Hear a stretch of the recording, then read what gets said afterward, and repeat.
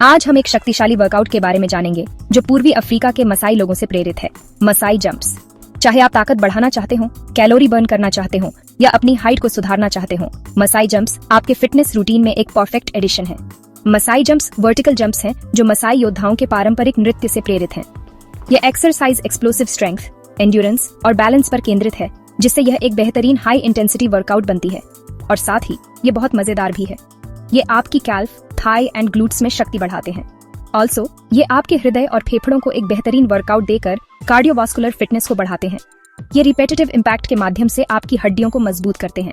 Masai jumps equilibrium और balance को सुधारते हैं, जिससे आप अधिक चुस्त बनते हैं।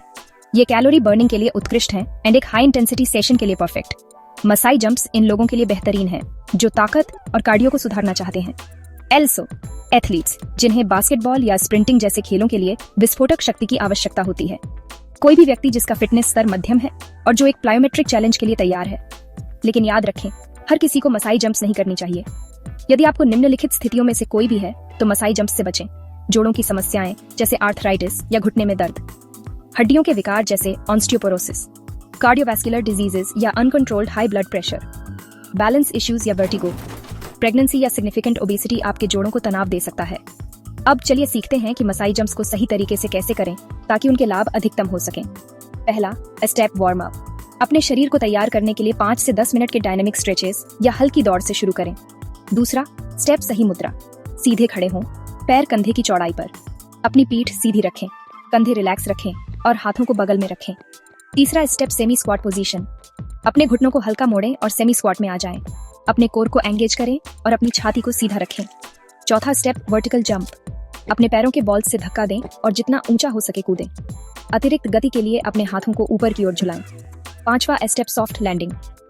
अपने पैरों के बॉल्स पर हल्के से उतारें और घुटनों को हल्का मोड़ें ताकि प्रभाव को अवशोषित कर सकें। छठा स्टेप, रिदम में दोहराएं। एक रिदम खोजें।